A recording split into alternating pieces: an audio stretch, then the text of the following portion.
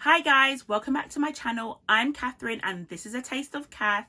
So as you can see from the title, we're getting into episode 2 of the new Great British Bake Off series, and I'm just going to give my review of this episode.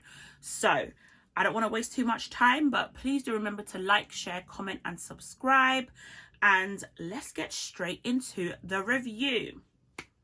So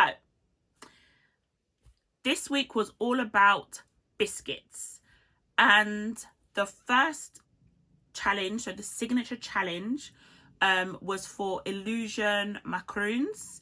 And if anyone doesn't know what a macaroon is, it is essentially a biscuit that's made out of meringue, sugar and almond flour. So of course, different to a typical biscuit that you would expect to be made out of plain flour or whole wheat flour.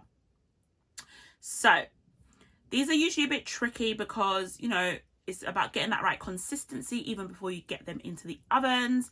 And of course, you want to make sure that you have the right texture so that the biscuit is not too soft, it's not too hard, and you get the feet. So the little, the bottom of the biscuit has this little airy feet, what they call feet. And of course, your flavors. So sort of the technical part, you're always thinking about your flavors. So, you know, yeah, I think it was a good challenge. So, Sandro, our eye candy of the season, let me just say, he did, so the macaroons are actually illusion macaroons. So they're meant to be macaroons but look like something else. So Sandro and Carol both did burgers, which makes sense because, you know, round shape, easy that you know sandwich things in between each other. So essentially the biscuits formed as the bun and then their fillings formed as the fillings of a burger would, which I thought was a really good idea. But whenever two people have the same thing, there's always that battle of the best for the burgers. And then there was also Abdul and Kevin both had ice cream shaped macaroons, which again, you always think about the battle of the macaroons. So for the burger macaroons, I definitely think Sandro won. I mean, he had a passion fruit, rum and lemon flavoured, whereas Carol had, I think it was chocolate orange. And Paul and Prue definitely preferred Sandro's. And I mean, I prefer the sound of Sandro's. I love a good mojito, especially a passion fruit mojito. So rum, passion fruit, lemon, you're giving me all the energy and vibes that I need. So I'm about that. Chocolate orange, it can go great, but I think the problem is when you use artificial orange, sometimes it can be a bit too much, it can taste a bit too artificial. So it's not as, maybe not as prominent or fresh tasting.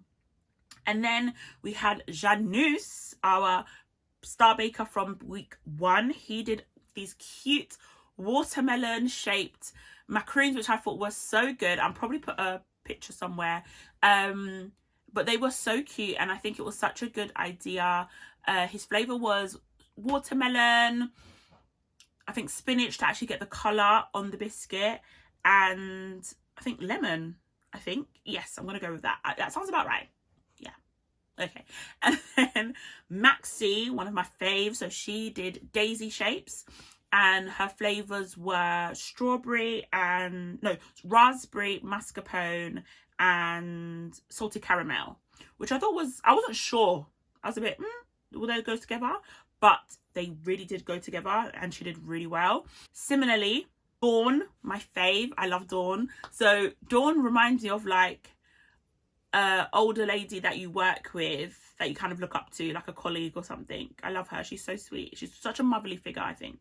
But yes, Dawn did like yo-yos and she used mascarpone as well, but with strawberry. And hers seemed to come out really good. She had the, you know, retro yo-yo shape and she used like fondant icing as the string for the yo-yo, which I thought was really, you know, innovative and different. Now, talking about innovation, Sabira did a savoury filling. So a savoury filling, and it was satay. So I know not a chicken satay, but it was actually a tofu satay, I believe. So she did a tofu satay sauce, with a peanut and ginger flavor, which is different. I mean, I think it's always good to be unique, to stand out, and that is one way to stand out. Everyone's going to think of sweet flavors, and you went savory. That is such like a way to stand out from the crowd, and I think it's such a good idea, honestly. I told you guys, Sabira is going to be the flavor queen of the season. Last week she used unique flavors, and I think she's going to do the same throughout the season. So like I said, I'm really excited to see what she comes up with, as well as a few others. But from the signature challenge, we had the first handshake of the season, and that went to Dawn. I'm so happy. Hers looked really good. Of course, I can't taste it, but I think the mascarpone and the strawberry would have worked really nicely together. So congrats again for the first handshake. And Maxi got the second handshake of the season, and I know it was 2 handshakes in a episode, but I still think the novelty is still there, and they should be really, really proud of themselves. So well done to them both. That was a really good first session, and I think it went really well. I did notice though in the signature challenge that Rebs, she did like a cat shape. I think she has cats, or a cat, or cats, and she did like a cat shape. But I noticed that she did ask Janus for help, and then she also asked Janus for help in the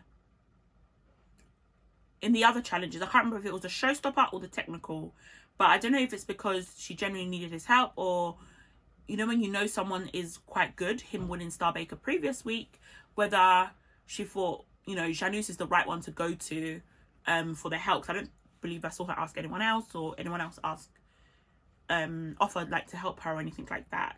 But yes, so now next we're going to move on to the technical challenge. So with the technical challenge, the challenge was given by Prue, and it was to make Garibaldi biscuits. So for those that don't know what Garibaldi is, it is essentially a sandwich biscuit. So it is 2 thin layers of biscuit dough in like a rectangle oblong shape, sandwiched in between is currants, or like dried fruit, so dried currants, and they normally, I think, covered in a little bit of sugar, or like icing sugar, but Prue asked for them to be half covered in chocolate, which actually we're going to get into a little bit more, which isn't the traditional way, but it's normally just, I think, a sprinkle of sugar.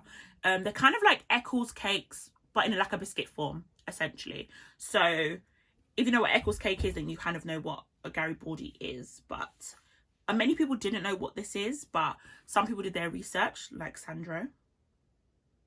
He said he was up doing research on biscuits. Smart lad, I'm telling ya. Smart one.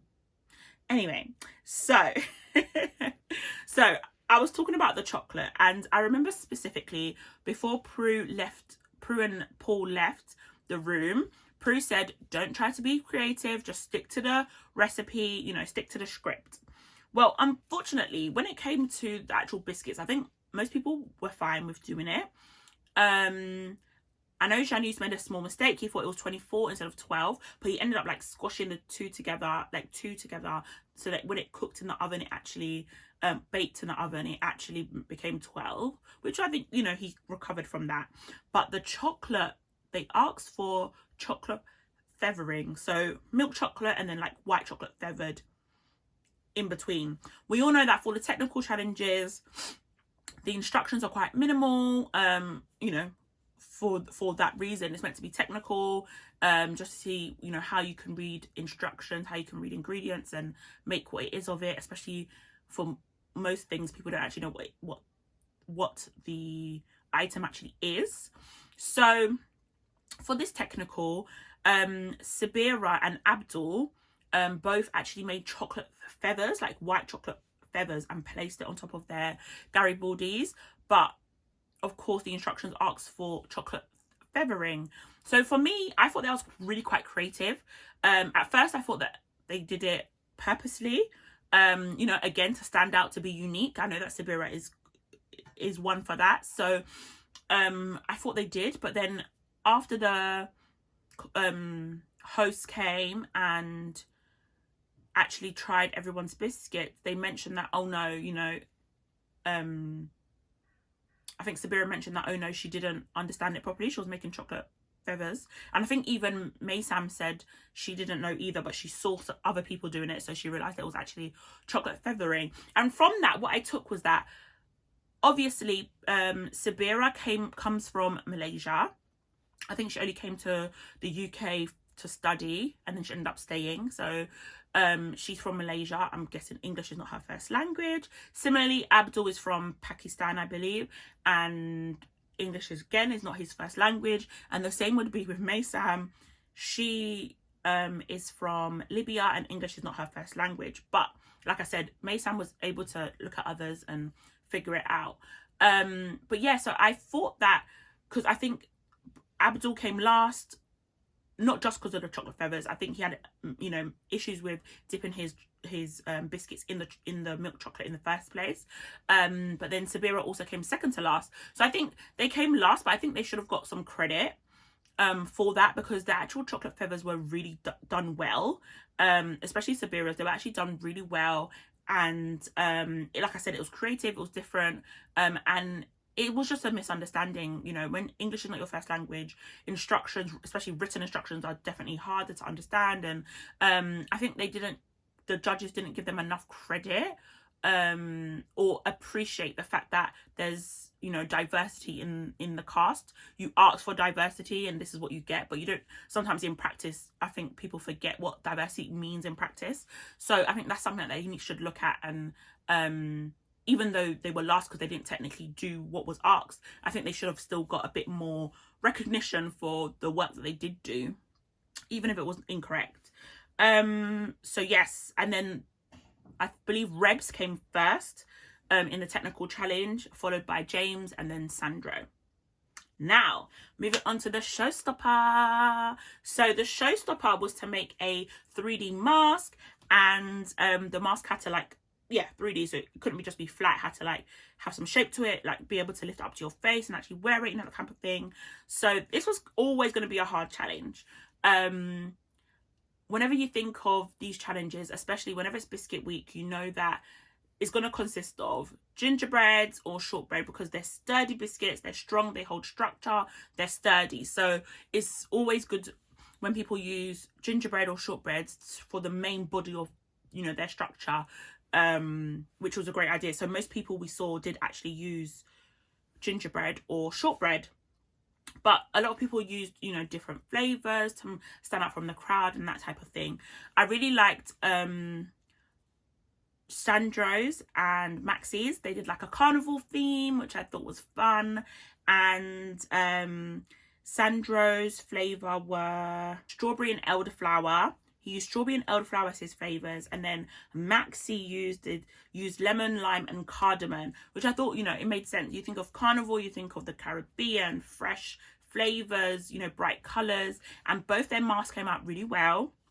And then Janus used some spiced Polish biscuits and some strawberry sugar, I believe.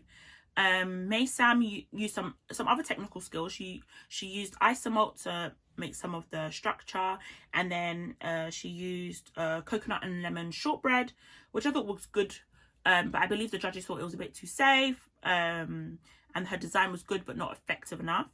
And Dawn, my girl Dawn, she used lemon shortbread and ginger, and she did really, really well as well. I have to shout out Abdul, because he made 90 individual biscuits, and that's what created the mask. So there was no body of the mask, it was literally 90 individual biscuits made together. And then his flavors were sumac, pistachio, tahini, I believe, which I think is so good. It's good to, you know, again, you want that uniqueness, you want something that will stand out from the crowd, and I think those would have been really nice different flavors to try when you've tasted a lot of ginger and lemon alone, you know. So shout out to him, props to him. Sabira had a face with two halves. So one half was chocolate orange, and the second half was more fresher flavors. So I believe it was lemon and jasmine. Great idea. And then using techniques from the first challenge, she managed to put some macaroons on top of the mask as well, which added to the effects. And I think it's always smart to use techniques that you've been practicing over weeks anyway, to, you know, make your showstopper really stop the show, you know. And Rebs had an incident where I think her mask broke halfway through, so she, you know, kind of remade it quickly, like a smaller mask, like just like an eye shape one, which I think, you know, left her at risk of going home. And as well as Maysam, I said Maysam, you know, the judges weren't really feeling her flavors. They said it was a bit too simple, her design was a bit too simple, so she was at risk. And Carol as well was at risk, because Carol made a lovely mask, and I think she had like a few minutes left and she was offering people help, and then her mask broke, and it was heartbreaking because you could literally see it in her face, like as her mask broke, her heart broke. It was like, oh, and I think she started crying, and there was no way to rescue it. I mean, it was literally like a few seconds or minutes left, so there was nothing she could do, but you could see the design was there, you could see the technical aspects of it, and on top of that, you know, the judges said her flavors worked really well. So, you know, as heartbreaking as it was, like I say, at the end of the day, even if a bake is ugly, if it tastes good, nobody's complaining, you're gonna eat it. But the worst part is when something looks good and then it's not. So in all things, make sure your flavors are there. Flavor. That's what you need to think about. So unfortunately, Maysam left. She was at the bottom of the contestants this week, and she has left the competition. But she should be really proud of herself, because I think her mask was you know, quite great. I mean, I didn't taste it, but from the looks it looked great. And I was watching Great British Bake Off Extra Slice, and they said that Maysam said that she had changed her design just the night before, so like literally like 24 hours before. And I think that for that she did really well to have like a new design in 24 hours and actually get it done, get it detailed. So props to you. You should be proud. You're the youngest contestant of the season. You're 18 years old. You have so much ahead of you. Well done again. You should be proud. And talking about proud, our star baker was Maxi. So she got the second handshake of the season. She did okay in the technical, and she did really well in the Showstopper. So that was really well deserved, and I think that will help with her confidence. On the first episode, you could see that she was really nervous and, you know, jittery and shaky, but this episode you could see she was a bit more comfortable in the flow. And of course, now she's star baker for week 2. I think that's going to bring confidence into next week, which is bread week, by the way. Next week is bread week, which I'm excited for. But yeah, I think that Rebs was lucky that she won the technical. I think that's the only thing that kind of helped her stay. And Carol, of course, we know Carol had good flavors and it was really detailed, so that was great. But I'm looking forward for next week. I think this week, this Biscuit Week's week 2 has been really good to kind of see more of the contestants, understand more of their palettes, their flavor palettes, and understand a bit more about them, how they like to bake, you know, who's going to be standing out of the crowd. And like I said from episode 1, Sabira is definitely someone that I think about when I think of different flavors. Abdul again as well is another one. So I think overall this week was a good week, and I'm excited to see what's to come in bread week. So I shall see you again next week. But let me know your thoughts. Do you think the right person went home? Do you think the right person won star baker? I want to have a little conversation in the comments, so please do comment, share, and as I say, subscribe so that you don't miss anything. But yes, I shall see you next week. Thank you all for watching. Bye.